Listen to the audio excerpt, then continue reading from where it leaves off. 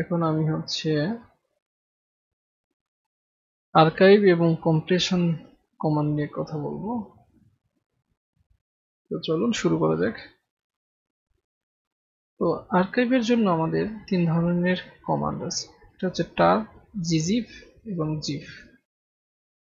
এবং সেই জিপ ফাইলটাকে আমরা জিপ করতে পারি, আনজিপ করতে পারি, কম্প্রেস করতে পারি, তাই না? তো শুরুতেই আমরা হচ্ছে tar কমান্ড দেখবো। আমাদের সিস্টেমটা রেডি হচ্ছে।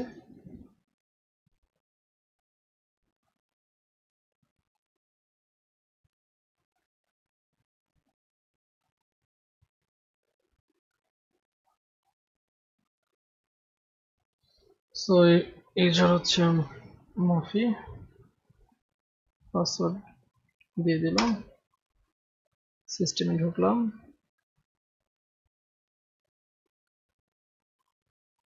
ওপেন টার্মিনাল হেয়ার, আমরা সিডি সিএসই 325 সিএসই 325 নম্বর কোর্সে ঢুকলাম। ঢোকার পরে আমরা লিস্ট, আমরা হচ্ছে মৌসুমী ডট টিএক্সটি এটাকে আমরা কি করতে চাচ্ছি, টার্মের মাধ্যমে জিপ করতে যাচ্ছি। আমরা creates a tarball archive containing file 1 and 2। আচ্ছা, দুটো ফাইলকে আমরা একসাথে কি করতে পারি, মৌসুমী প্লাস ফাজান ডট টিএক্সটি কে একসাথে জিপ করতে পারি। সেটার জন্য আমাদের টাইপ করতে হবে tar, লেখার পরে এটা হচ্ছে cvf হাইফেন দিয়ে cvf, তারপরে আমরা টার করতে চাচ্ছি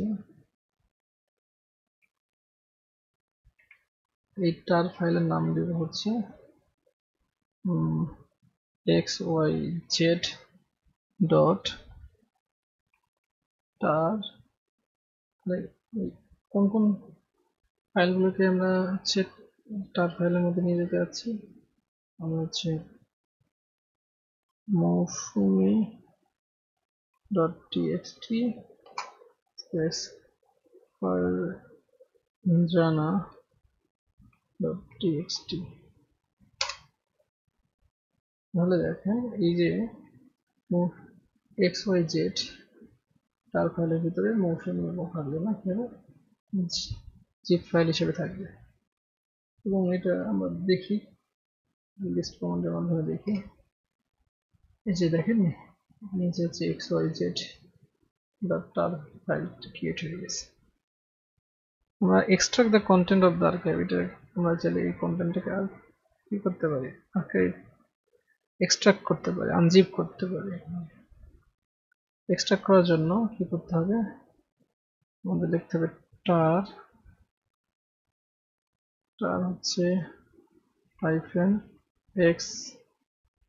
xvf, সি তে হচ্ছে কম্প্রেস আর এক্সট্রাক্টের জন্য xvf, তারপর হচ্ছে এখানে নাম দিতে হবে, এখানে নাম হচ্ছে xyz ডট tar। মৌসুমী ফারজানা কি হবে, হচ্ছে এক্সট্রাক্ট হয়ে যাবে।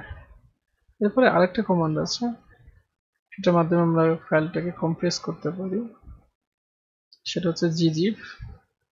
তাহলে gzip যেমন আমি হচ্ছে মাফিউল ডট টিএক্সটি কে gzip করতে চাচ্ছি, ওকে। মাফিউল ডট টিএক্সটি এটা কি হবে, এরপরে আমরা লিস্টটাকে দেখি যে মাফিউল ডট টিএক্সটি এটা হচ্ছে gz এই এক্সটেনশনে কম্প্রেস হয়ে যাবে। এটাকে ডিকম্প্রেস করতে চাইলে কি করতে হবে, gzip